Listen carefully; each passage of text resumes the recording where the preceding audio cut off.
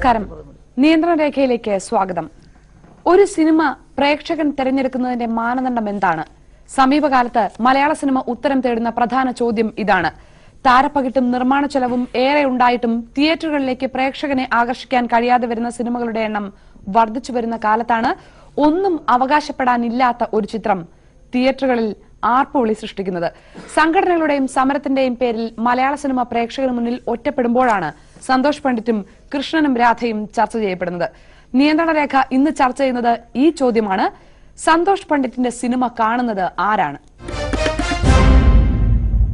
ചർച്ചയിൽ പങ്കെടുക്കാൻ നമ്മളോടൊപ്പമുള്ളത് സന്തോഷ് പണ്ഡിറ്റ് കോഴിക്കോട് നിന്ന് ചേരുന്നു. നിർമ്മാതാവും സംവിധായകനുമായ MA നിഷാദ്, നടനും സംവിധായകനുമായ ലിജോ ജോസ് പെല്ലിശ്ശേരി, നടനും സംവിധായകനും നിർമ്മാതാവുമായ advocate Baburaj, doctor CJ John എന്നിവരാണ് ചർച്ചയിൽ പങ്കെടുക്കുന്നത്. ആദ്യം ശ്രീ നിഷാദ്, ആരാണ് കൃഷ്ണൻ രാധയും കാണാൻ തിയേറ്ററിലേക്ക് ഓടുന്നത്? എന്റെ മുമ്പിൽ നിൽക്കുന്ന ഈ ചെറുപ്പക്കാരാണ് ഇതിന്റെയൊക്കെ പുറകിൽ.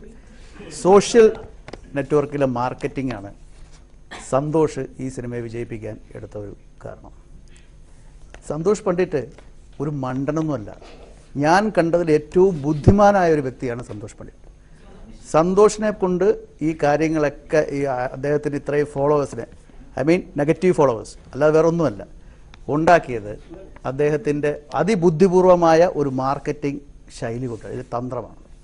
തീർച്ചയായിട്ടും സന്തോഷ് പണ്ഡിറ്റിനെ പറ്റി പറയുമ്പോൾ എനിക്കും ചിരി വരും, ഷാനിക്കും വരും, ഈ ഇരിക്കുന്ന എല്ലാവർക്കും ചിരി വരും. ഇത് സമീപകാലത്ത് ഇറങ്ങി അല്ലെങ്കിൽ കുറച്ച് കാലങ്ങളായിട്ട് മലയാള സിനിമയെ ഗ്രസിച്ചുകൊണ്ടിരിക്കുന്ന അല്ലെങ്കിൽ മലയാള സിനിമയിൽ നിന്ന് പ്രേക്ഷകർ മാറിപ്പോകാനുള്ള പ്രധാന കാരണം തീർച്ചയായിട്ടും ഞാൻ ഉൾപ്പെടെയുള്ളവർ അതിന് ഉത്തരവാദിയാണ്.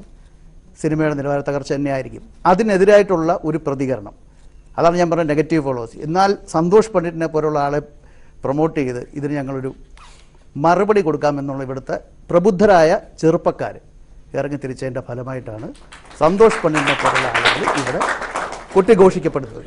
ശ്രീ ബാബുരാജ്, താങ്കളുടെ നിരീക്ഷണം എന്താണ്? അല്ല, ഞാൻ പറയുന്നത് ഈ പണ്ഡിറ്റിന്റെ പേര് മാറ്റി പണ്ഡിതൻ എന്നാക്കണം എന്നാണ് ഞാൻ പറയുന്നത്. എന്നെ എന്ത് പറഞ്ഞാലും എനിക്ക് കുഴപ്പമില്ല. എന്നെ തന്തയ്ക്ക് വിളിച്ചോളൂ, തള്ളയ്ക്ക് വിളിച്ചോളൂ, അത് വിളിക്കണവരെ പ്രോത്സാഹിപ്പിക്കുക. അതിനെ സിനിമ എന്നല്ല പറയുന്നത്. അതിനെ നിങ്ങൾ എന്ത് പറഞ്ഞാലും അതിനെ സിനിമ എന്നല്ല പറയാം. അത് പണ്ട് നമുക്കൊരു ഷക്കീല തരംഗം ഉണ്ടായില്ലേ, അതിന്റെ പുറകെ കുറച്ച് ആൾക്കാരുണ്ടായിരുന്നല്ലോ, പക്ഷെ അത് നിലനിന്നില്ലല്ലോ. അപ്പോൾ അതുകൊണ്ട് ഇത് എനിക്ക് പറയാനുള്ളത് നമ്മുടെ കൊച്ചനിയന്മാരോട് പറയാനുള്ളത്. കാരണം ഇവരാണിത് പ്രോത്സാഹിപ്പിക്കുന്നത്. അവനെ തെറി പറയാൻ വേണ്ടിയേ കയറുന്നത് തിയേറ്ററിൽ, അല്ലാണ്ട് അതിനകത്ത് കലാമൂല്യം കൊണ്ടോ മറ്റൊന്നും കൊണ്ടല്ല. ഇയാളെ ചീത്ത പറയാ, ഇയാൾ ഫോൺ ചെയ്ത് കഴിഞ്ഞാൽ ആർക്കാണ്, അപ്പനാണോ പറയുന്നത് അമ്മയ്ക്കാണോ പറയുന്നത്, പറഞ്ഞോളൂ എന്ന് പറയുന്നത് പറയാൻ പറ്റും.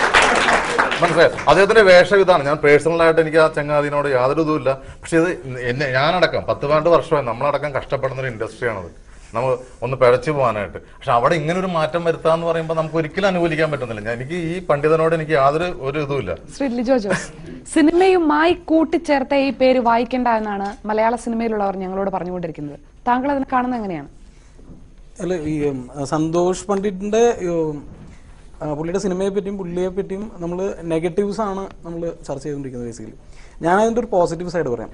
അതായത് എൻ്റെ കയ്യിൽ 10,000 രൂപ ഉണ്ടെന്നുണ്ടെങ്കിൽ എനിക്കൊരു സിനിമ ചെയ്യാൻ പോസിബിൾ ആണ്. ഇപ്പോഴത്തെ അവസ്ഥയിൽ നമ്മൾ ഡിജിറ്റൽ മീഡിയവും അതുപോലുള്ള ഫെസിലിറ്റീസും ടെക്നിക്കും ഒരുപാട് ഡെവലപ്പായി കഴിഞ്ഞു. അത് സിനിമ ചെയ്യുന്ന ഘട്ടം വരെ അതിപ്പോ നമ്മൾ കണ്ടു.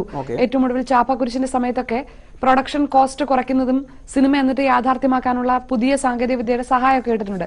പക്ഷെ ഇത് പ്രേക്ഷകരിലേക്ക് എത്തുമ്പോഴുള്ള മാറ്റമാണ്. പ്രേക്ഷകർ സ്വീകരിക്കുന്നില്ല, പ്രേക്ഷകർ പുറംതിരിഞ്ഞു നിൽക്കുന്നു എന്ന് ഉള്ളൊരു സ്ഥിരമായ പല്ലവിക്കിടയിലാണ് ഒരു തിയേറ്റർ നിറയെ ആളുകൾ. അതിനകത്ത് അവരെന്ത് ചെയ്യുന്നു എന്നുള്ളത് മറ്റൊരു ചർച്ചാ വിഷയമാണെങ്കിൽ പോലും. ജനകോടികളുടെ വിശ്വസ്ത സ്ഥാപനം എന്ന് പറഞ്ഞ സ്റ്റേറ്റ്മെന്റ് ഏറ്റെടുത്ത മലയാളി ഇങ്ങനൊരു സിനിമയെ ഏറ്റെടുക്കും. കൃഷ്ണനും രാധയും കാണാൻ തിയേറ്ററിൽ ഇടിച്ചു കയറുന്നവരെ പ്രേക്ഷകരെന്ന് വിളിക്കരുത്, ആ സിനിമയെ മലയാള സിനിമയെന്ന് വിളിക്കരുത് എന്ന് വാദിക്കുന്നവരുണ്ട് നമ്മളുടെ ഇടയിൽ. നമുക്കറിയാം. ഈ ആൾക്കൂട്ടത്തെ താങ്കൾ എങ്ങനെയാണ് കാണുന്നത്? ഇപ്പം നമ്മൾ ചരിത്രം അല്ലെങ്കിൽ നമ്മുടെ വേദങ്ങളും അല്ലെങ്കിൽ ബൈബിളൊക്കെ പരിശോധിച്ച് കഴിഞ്ഞാൽ പറയും അവസാന കാലഘട്ടത്ത് അന്തിക്രിസ്തു വരുന്നു. കേരളത്തിനെ സംബന്ധിച്ചിടത്തോളം മലയാള സിനിമയുടെ ഒരു നാശത്തിന്റെ മണി നമ്മളെല്ലാവരും കാണുന്നുണ്ട്. അതിൽ ഒരുപക്ഷെ ഒരു അന്തിക്രിസ്തുവിന്റെ സ്ഥാനം ചിലപ്പോൾ സന്തോഷ് പണ്ഡിറ്റിനുണ്ട് എന്ന് വെച്ച് കഴിഞ്ഞാൽ ഇത് വ്യക്തമായിട്ടുള്ള സൂചനയാണ്. ഇപ്പം നമ്മുടെ സൂപ്പർ താരങ്ങൾ തന്നെ ഈ കലാപരതയും ആവിഷ്കാര ചാരുതയും എല്ലാം കൂടെ ചേർത്തിട്ടുള്ള എത്ര മണ്ടൻ സിനിമകൾ മാർക്കറ്റ് ചെയ്ത ആളുകളെ പറ്റിച്ചിട്ടുണ്ട്. അതിലേക്കാണ് നിലവാര താഴ്ചയുടെ ഔന്നിത്യം മാർക്കറ്റ് ചെയ്ത് എത്ര പെട്ടെന്ന് പൊതുജന മധ്യത്തിലേക്ക് വരാം എന്നുള്ളത് സന്തോഷ് പണ്ഡിറ്റ് കാണിച്ചു കൊടുക്കുന്നത്. ശ്രീ സന്തോഷ് പണ്ഡിറ്റ്, ഇവിടെ നിന്നുള്ള പ്രതികരണങ്ങൾ താങ്കൾ കേട്ടിട്ടുണ്ട്. ഇതിനകം ഈ 2 ആഴ്ചക്കിടയിൽ കേരളത്തിലെ താങ്കളുടെ സിനിമ കണ്ട പ്രേക്ഷകർ എന്ത് പറയുന്നു എന്ന് താങ്കൾക്കേ അറിയൂ. താങ്കൾ പറഞ്ഞാലേ അതിന്റെ സത്യം ഞങ്ങൾക്കും അറിയൂ. പ്രേക്ഷകരുടെ പ്രതികരണങ്ങളിൽ നിന്ന് ഇതുവരെ അല്ലാതെയും താങ്കൾക്ക് കിട്ടുന്ന പ്രതികരണങ്ങളിൽ നിന്ന് താങ്കൾ എങ്ങനെയാണ് വിലയിരുത്തുന്നത്? താങ്കളുടെ സിനിമ കാണുന്ന ആരാണ്? പുതുമ ഇഷ്ടപ്പെടുന്ന പ്രേക്ഷകരാണ് എൻ്റെ സിനിമ കാണുന്നത്. ഇപ്പോൾ തന്നെ നിങ്ങളുടെ അവിടെ ഇരിക്കുന്ന ബുദ്ധിജീവികളെന്ന് സ്വയം പറയുന്ന ആളുകൾ ഒരാൾ പോലും എൻ്റെ സിനിമ കണ്ടിട്ടില്ല. സിനിമ കണ്ട ഒരാൾക്കും ഒരു വിമർശനം ഇല്ല എന്ന് മനസ്സിലാക്കുക. ഞാനെന്താ ആരെയും കൊന്നിട്ടുണ്ടോ ഏട്ടാ? അല്ല, ഞാനെന്താ അവിടെ പിടിച്ചു വരിക്ക് വല്ലതും പോയിട്ടുണ്ടോ? ഞാൻ അന്തസ്സായിട്ടൊരു സിനിമ ചെയ്തു, 3 മണിക്കൂറിന്റെ ലെങ്തി ഫിലിം, 8 പാട്ടും 8 സംഘടനകളായിട്ടുള്ള നല്ല പുതുമ നിറഞ്ഞൊരു പ്രമേയം. ഇവരാരും സിനിമ കാണാത്തതുകൊണ്ട് എനിക്ക് ഇവരോടൊന്നും പറഞ്ഞിട്ട് കാര്യമില്ല. ആ സിനിമ കാണാൻ പുതുമയുടെ ആംഗിൾ ആ സിനിമ ഇടിച്ചു കയറുന്നു, ആളുകൾക്ക് വളരെ ഇഷ്ടപ്പെടുന്നു, ആളുകൾ എന്നെ സൂപ്പർ സ്റ്റാറായി കണക്കാക്കുന്നു. ഇവർക്ക് 100 കോടി ചെലവാക്കി ഇവരുടെ 3-ാം ദിവസം ഹോൾഡ് ഓവർ ആവുന്ന ഇവരുടെ സിനിമ ഇവരെ കണ്ട് പേടിച്ച് വിറയ്ക്കുകയാണ്. ഇവരെന്ത് ഹിറ്റിന്റെ കാര്യമാണ് പറയുന്നത്? വെറും 5 ലക്ഷം രൂപ ചെലവാക്കിയ സിനിമ ഇവിടെ കോടികൾ കൊയ്യുന്നു. ഞാൻ അതിൽ സെക്സ് സിനിമയാണോ ഞാൻ എടുത്ത്? ഇനി സെക്സ് സിനിമ എടുക്കാൻ പാടില്ല എഴുതി വെച്ചിട്ടുണ്ടോ? ഒരു സെക്സ് സിനിമ അല്ല, സിനിമ കണ്ടവനോട് ചോദിക്കും നിങ്ങൾ. വളരെ പുതുമയുള്ള ഒരു പ്രമേയം. ഇവർ പഴയ വീഞ്ഞ് പുതിയ കുപ്പിയിലാക്കുക എന്നുള്ള ഒറ്റ സിദ്ധാന്തമാണ് ഇവർ കൊണ്ടു നടക്കുന്നത്. ഇവരെന്താണ് ചെയ്യുന്നത്? കോടികൾ നശിപ്പിക്കുന്നു. ഇവർ പറയുന്നത് എന്താ? ഇത്രയും കാലം ഇവരെന്താണ് പറഞ്ഞു നടന്നത്? പ്രധാനപ്പെട്ട ചാനലുകളിലെ സ്ത്രീകൾ മുഴുവൻ ചാനലിലെ സീരിയലിന്റെ മുന്നിലാണ്. ഞങ്ങളുടെ സിനിമ ഇറങ്ങിക്കഴിഞ്ഞാൽ അന്ന് തന്നെ യൂട്യൂബിലെല്ലാം വരുന്നോണ്ട് കാണാൻ മനുഷ്യന്മാരില്ലാന്ന്. എങ്കിൽ എൻ്റെ 8 പാട്ടുകളും ജനങ്ങൾക്ക് ബൈഹാർട്ടാണ്. രാത്രി ശിവരാത്രി എന്ന് പറഞ്ഞ പാട്ടിന്റെ വീഡിയോ ഇവിടുത്തെ LKG കുട്ടികളുടെ മൊബൈലിൽ വരെയുണ്ട്. ഒരേ സമയം മലയാളത്തിൽ കൃഷ്ണൻ രാധയും പോലുള്ള നല്ല പുതുമുള്ള സിനിമ ഓടുമ്പോൾ തമിഴ്നാട്ടിൽ എങ്കൈ എപ്പോ എന്ന് പറഞ്ഞ സിനിമ അവിടെ സൂപ്പർഹിറ്റായി ഓടുന്നു. അവിടെ സുബ്രഹ്മണ്യപുരം ഓടുന്നു. എന്തുകൊണ്ട് ഓടുന്നു?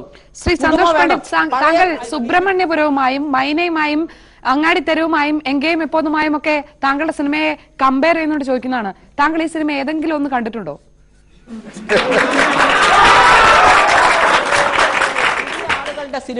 പുതിയ ആളുകളുടെ സിനിമ ജനങ്ങൾ അംഗീകരിക്കുന്നു. പുതിയ ആളുകളുടെ സിനിമ അംഗീകരിക്കുന്നു. ഇത് കാണുമ്പോൾ ഇവർക്ക് പേടിയാണ്. ഇവർക്കൊക്കെ ചാൻസ് നഷ്ടപ്പെടുമെന്ന് എനിക്ക് ഇവരോടൊന്നേ പറയാനുള്ളൂ. കുറെ 100 പുതിയ ആളുകൾ വന്നു വെച്ചിട്ട് ഇവരുടെ ചാൻസ് പോകുന്നില്ല. ഇവർക്ക് കിട്ടേണ്ടത് ഇവർക്ക് തന്നെ കിട്ടിയിരിക്കും എന്ന് വെച്ചാൽ ഇങ്ങനെ പേടിച്ച് വരച്ച് എന്നെ ശത്രുവായി കണക്കാക്കേണ്ട കാര്യമൊന്നുമില്ല. ഇതുപോലുള്ള പുതിയ ചുരുങ്ങിയ ലോ ബഡ്ജറ്റിൽ ഇവരൊക്കെ 100 ജന്മം ജനിച്ചാൽ ഇവർക്ക് 5 ലക്ഷത്തിൽ സിനിമ ചെയ്യാൻ പറ്റുമോ? എങ്കിൽ കാണിച്ച് ജനങ്ങൾ കാണട്ടെ.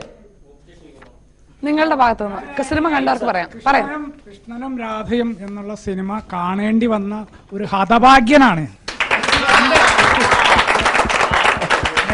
എൻ്റെ ഒരു സുഹൃത്ത് നിർബന്ധിച്ചുകൊണ്ട് ഞാൻ പോയതാണ്. ഞാൻ അത് ആ സുഹൃത്തിനെ എനിക്ക് തല്ലിക്കൊല്ലാനുള്ള ദേഷ്യമുണ്ട്. കാരണം ഇതിൽ കോപ്രായമാണ്, ഇതിൽ അഭിനയമല്ല. ഇത് സന്തോഷ് പണ്ഡിറ്റ് ആയാലും ബാക്കിയല്ല ഒരാൾ പോലും നല്ലൊരു അഭിനേതാവില്ല. ഞാൻ അവസാനം വരെ നോക്കി എന്തെങ്കിലും നല്ല വശമുണ്ടോന്ന്. കോപ്രായത്തിന്റെ ഒരു കേളിയാണ് അവിടെ നടക്കുന്നത്. അതുകൊണ്ട് ഈ പടം ഒരിക്കലും ഇതിനെ പ്രോത്സാഹിപ്പിക്കാൻ ഞങ്ങൾക്ക് സാധിക്കില്ല. ദയവ് ചെയ്ത് ഇനി അഭിനയിക്കുകയോ സംവിധാനം ചെയ്യുകയോ ചെയ്യരുത്. പകരം താങ്കൾക്ക് പണമുണ്ടെങ്കിൽ സിനിമ നിർമ്മിച്ചോ. നല്ല നല്ല ആൾക്കാർ സംവിധായകരും അഭിനേതാക്കളും കൂടെ ഉണ്ട്. ഇതിലുള്ള അഭിനേതാക്കളെ ഒന്നിനെയും പങ്കെടുപ്പിക്കാതെ താങ്കൾ സിനിമ നിർമ്മിച്ചോ. അതുകൊണ്ട് ഞങ്ങളെ ഈ കഷ്ടകാലത്ത് നിന്ന് രക്ഷപ്പെടുത്തണേ എന്നൊരൊറ്റ പ്രാർത്ഥനയുള്ളൂ. നേരത്തെ താങ്കൾ പറഞ്ഞ ഒരു പൊളിറ്റിക്സും ഒരു പേടിയും ഇല്ലാത്തൊരു സാധാരണ പ്രേക്ഷകനാണ് പറയുന്നത്. ഓക്കെ, ഞാൻ പറയുന്നു, ഞാൻ ആരോടും പ്ലീസ് കാണുന്ന ഈ പറയുന്ന വ്യക്തിന്റെ അടക്കം ഞാൻ പോയിട്ടില്ല. ഇഷ്ടമുള്ള പുതിയ മനസ്സുള്ള കണ്ടാൽ മതി. എന്റെ സിനിമ കാണാൻ ആളുകൾ ഉള്ളിടത്തോളം കാലം ഞാൻ ജനങ്ങളെ മുന്നിൽ കാണിച്ചിരിക്കും. ഇഷ്ടമുള്ള പുതിയ മനസ്സുള്ള കണ്ടാൽ മതി. ഞാൻ ആരോട് കാണുന്ന നടക്കുന്നില്ല. ഇയാൾ എന്തിനാ എന്റെ സിനിമ കാണുന്നത്? നല്ല ആളുകൾ കണ്ടാൽ അത് കാണാൻ ആളുകൾ ഇവിടെ ഉണ്ട്. ഇവിടെ 30 ദിവസം ഹൗസ്ഫുള്ളിലാണ് സിനിമ ഓടുന്നത്. സിനിമ നിർമ്മിച്ചോളൂ, അഭിനയിക്കാതിരുന്നാൽ മതി. സംവിധാനം ചെയ്യുകയും ചെയ്യരുത്, രണ്ടും മതി. അഭിനയിക്കും. ഇഷ്ടമുള്ള പുതിയ മനസ്സിന്റെ കണ്ടാൽ നിങ്ങളുടെ കാണാൻ ഞാൻ പറഞ്ഞോ? നിങ്ങളെ വീട്ടിലേക്ക് ഞാൻ വന്നോ? നിങ്ങൾക്കൊക്കെ അസൂയ ലോക റെക്കോർഡ് കിട്ടിയത് സിനിമ കാണാൻ അറിയാമോ? കാശ് കൊടുത്ത് ഫ്രീ ആയിട്ട് നിങ്ങൾ കാണണ്ട. ഞാൻ ഇനി അഭിനയിക്കും. ഇഷ്ടമുള്ള പുതിയ 50 രൂപ നഷ്ടപ്പെടുത്തിയിട്ട് ഈ തല്ലിപ്പൊളി പടമാണ് എന്റെ ജീവിതത്തിൽ ഇത്രയും തല്ലിപ്പൊളി പടം അവസാനിപ്പിച്ചോ. അടുത്ത സിനിമ മുതൽ നിങ്ങൾ കാണണ്ട. നിങ്ങളെപ്പോലുള്ളവര് ഇവിടെ മറ്റുള്ളവർക്ക് ഓശാന പാടാനാണ് നടക്കുന്നത്. എനിക്ക് ഒറ്റ കാര്യം ചോദിക്കാനുള്ള ഡോക്ടറോടാണ്. ഡോക്ടർ, ഇയാൾക്ക് മാനസികമായിട്ട് എന്തെങ്കിലും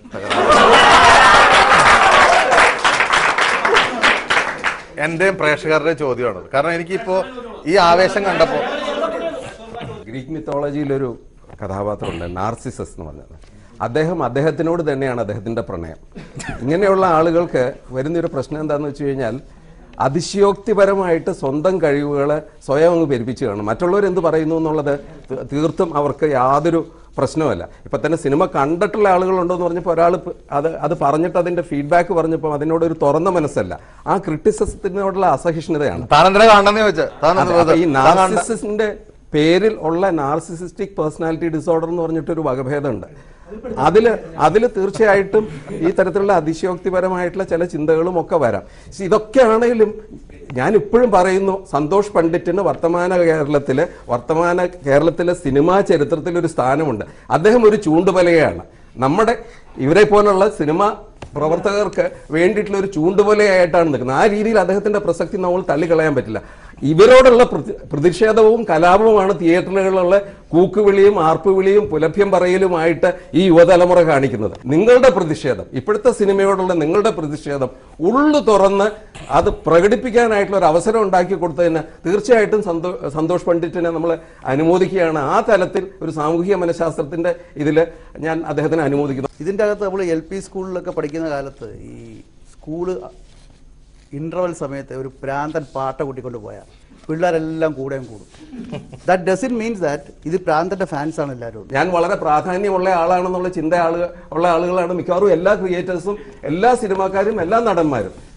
അത് കുറച്ച് അതിന്റെ ടൈറ്റർ കൂടിപ്പോയി എന്ന് മാത്രമേ ഉള്ളൂ. അതുകൊണ്ട് അതൊരു ദോഷമായിട്ട് ഞാൻ കാണുന്നില്ല. അദ്ദേഹത്തിന്റെ ക്രിയേറ്റിവിറ്റിയിൽ അതൊരു ദോഷമാവുന്നില്ല, മനസ്സിലായില്ല. പക്ഷെ നിങ്ങൾ എല്ലാവരും മനസ്സിലാക്കണ്ടേ, ഇത് പ്രേക്ഷക സമൂഹത്തിന്റെ മനഃശാസ്ത്രത്തിന്റെ ചില വൈകല്യങ്ങളിലേക്കുള്ള ചൂണ്ടുവലകയാണ്. ഈ സിനിമാക്കാർക്ക് ഇത്രയും കണ്ണുകടി ഉണ്ടാവുന്നു, എന്നെ ശത്രുവെ കണക്കാക്കുന്നു.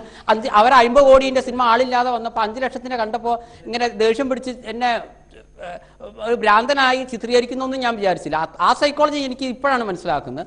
പക്ഷേ ഈ സിനിമ സൂപ്പർ ഹിറ്റ് ആവുമെന്ന് ഞാൻ പറഞ്ഞിരുന്നു. എന്റെ കഴിവിനനുസരിച്ച് ഞാൻ ചെയ്തു. നിങ്ങൾ മനസ്സിലാക്കുക, ഒരു സിനിമ സെറ്റ് പോലും കാണാത്ത എനിക്ക് ഇത്രയും നന്നായി ചെയ്യാൻ പറ്റിയെങ്കിൽ ഈ 18 വർഷത്തെ എക്സ്പീരിയൻസ് പറഞ്ഞ ഒരാളുണ്ടല്ലോ, അവിടെ ഒരു സംശയമുണ്ട് സന്തോഷ് പണ്ഡിറ്റ്. താങ്കൾ പറഞ്ഞു ഇത്രയും നന്നായി ചെയ്യാൻ പറ്റിയെങ്കിൽ താങ്കളുടെ സിനിമ സൂപ്പർ ഹിറ്റ് ആണ് എന്ന് വെച്ചാൽ ഇപ്പൊ ഒരു സിനിമ ഹിറ്റാണോ എന്ന് പറയുന്നത് അതിന്റെ മുടക്കുമുതലിനേക്കാൾ കൂടുതൽ തിരിച്ചു പിടിച്ചാൽ സിനിമയുടെ കണക്കിൽ അത് ഹിറ്റാണ്. അപ്പോൾ അത് ഹിറ്റാണെന്ന് പറയാം, പ്രേക്ഷകർ കാണുന്നുണ്ട്, സമ്മതിച്ചു. ഈ സിനിമ നന്നായി എന്ന് താങ്കളോട് ആരെങ്കിലും പറഞ്ഞിട്ടുണ്ടോ? 100% എന്നെ വിളിക്കുന്നവർ മുഴുവൻ അതാ പറഞ്ഞിരിക്കുന്നത്. ഇപ്പൊ തന്നെ സിനിമ കണ്ട ആളുകൾ എന്നെ വിമർശിക്കുന്നില്ല. നിങ്ങൾക്ക് മനസ്സിലാക്കാവുന്ന കാര്യമാണ്. ഞങ്ങൾ കേട്ടത് മുഴുവൻ ഇവർ പല കാര്യങ്ങളും ചെയ്തു. എനിക്ക് തിയേറ്റർ ആരുണ്ടായിട്ടില്ല. നിങ്ങൾ സിനിമ കണ്ടിട്ടില്ല, എനിക്ക് പറയാനുള്ളൂ. നിങ്ങളെപ്പോലുള്ള ആളുകൾ പൈസ കൊടുത്ത ആളുകളെ കൊണ്ട് കൂകിപ്പിക്കുന്നു. നിങ്ങൾ ആരെയാണ് പേടിക്കുന്നത്? ടെക്നിക്കൽ സൈഡിൽ എന്താണ് നന്നായിരിക്കുന്നത്? ഈ എന്റെ അടുത്തിരിക്കുന്ന സുഹൃത്ത് അഭിഷേക് എന്നാണ് പേര്. ഞങ്ങൾ ഇഷ്ടംപോലെ ഷോർട്ട് ഫിലിം എടുക്കുന്ന, ഞങ്ങളുടെ ഒരെണ്ണത്തിൽ പോലും ജസ്റ്റ് ക്യാമറ ഫോക്കസ് ഔട്ട് പോലും മാറ്റാൻ നോക്കാണ്ട് യാതൊരു എഡിറ്റിംഗും അല്ല. ഒരു സീനിൽ പണ്ഡിറ്റ് സംസാരിക്കുമ്പോൾ ചുണ്ടത്ത് അതിന് മുമ്പ് തിന്ന ബിസ്ക്കറ്റ് കഷ്ണം ഇരിക്കുന്നത് അതുപോലും പിന്നെ രണ്ടുപേരും നടന്നു വരുന്ന സീനാണ്. അതിനകത്ത് ഫോക്കസ് ചെയ്യുന്ന ബാക്ക്ഗ്രൗണ്ട് ആണ്. പച്ചനെയും ബാക്കി എല്ലാവരും ഉറുമ്പിനെ വരെ കൃത്യമായിട്ട് കാണാം. പക്ഷെ നടന്നു ആൾക്കാരെ കാണുന്നില്ല. ഇതാണ് നല്ല സിനിമ. കേരളത്തിലെ ജനങ്ങൾക്ക് എന്താണ് അവർ ആഗ്രഹിക്കുന്നത്, അവരെന്താണ് അർഹിക്കുന്നതെന്ന് എനിക്കറിയാം. അത് ഞാൻ അവർക്ക് കൊടുത്തു. ചോദ്യമാണ് ശ്രീ നിഷാദ്, കേരളത്തിലെ ജനങ്ങൾ അർഹിക്കുന്നത് എന്താണെന്ന് അങ്ങനെ പറയാൻ അദ്ദേഹത്തിന് ധൈര്യം നൽകുന്നത് എന്താണ്? അദ്ദേഹം തന്നെ പറയുന്നു കേരളത്തിലെ ജനങ്ങൾ ആഗ്രഹിക്കുന്ന കൊടുത്ത് താനാണെന്ന് അയാൾ പറയുമ്പോൾ അയാൾക്ക് സംതിങ് റോങ്, എന്തോ പ്രോബ്ലം ഉണ്ട്. അതാണ് നേരത്തെ ഡോക്ടറോട് ഞാനും ബാബുവും ചോദിച്ച കാര്യം. അല്ല ഇതൊന്നും ഈ വാക്കുകളൊന്നും നമ്മൾ മഹത്വവൽക്കരിക്കേണ്ട കാര്യമില്ല എന്നുള്ളത്. വിളിക്കുന്ന ആൾക്കാർ തന്തയ്ക്കും തള്ളയ്ക്കും പറയുകയാണെങ്കിൽ അതിന് അനുമോദനമായിട്ട് കൂട്ടിയാൽ പിന്നെ നമ്മൾ ഈ ചർച്ചയിൽ ഇരുന്നിട്ട് എന്ത് കാര്യം? ഒരു ക്ലാബ് ബോയ് ആയിട്ട് അവൻ വന്ന് ഓരോ സ്റ്റേജ് ബൈ സ്റ്റേജ് വന്ന് അവൻ ഓരോ ആർട്ടിസ്റ്റിന്റെ അടുത്ത് വന്നിട്ട് സാർ എൻ്റെ ഒരു പടം ഒരു പ്രൊഡ്യൂസർ അന്വേഷണം നടന്ന് അങ്ങനെ ഉണ്ടാക്കുന്ന സിനിമകളെ അവിടെ നിലനിൽക്കുന്നുള്ളൂ, ഓടുന്നുള്ളൂ. അവിടെ ഒരു സുപ്രഭാതത്തിൽ വന്ന് എന്നെ തെറി വിളിച്ചോ അല്ലെ എന്നെ എന്തൊക്കെ വിളിച്ചോ എന്ന് പറഞ്ഞൊരു സിനിമ ഉണ്ടായിട്ട് അതിന്റെ പുറകെ നടക്കുന്നു, അതൊരു ചർച്ചയാക്കുന്നു, അതിനുവേണ്ടി നമ്മൾ വലുത് തരുന്നു, അതിനുവേണ്ടി ഞങ്ങൾ വന്നിരിക്കുന്നു. അതല്ല, ഇത് ഞാനൊരു പ്രതിഷേധം, എന്നെ പോലെ കഷ്ടപ്പെടുന്ന ഇദ്ദേഹത്തെ പോലെ ഇവരെ പോലെ അത്ര അറിയിക്കാൻ വേണ്ടി മാത്രം വന്നു. കേരളത്തിലെ ജനങ്ങൾക്ക് എന്ത് വേണമെന്ന് താങ്കൾക്ക് അറിയാം, അത് താങ്കൾ കൊടുത്തു എന്ന് പറഞ്ഞു. എന്റെ പൊന്നു മാഷെ പച്ചത്തെറിയാണ് തിയേറ്ററിൽ കയറുന്ന യൂട്യൂബില് ഞാൻ വരെ കമന്റ് ചെയ്തിട്ടുള്ളതാണ്. എന്റെ പൊന്നു അതൊന്ന് തുറന്നു നോക്കി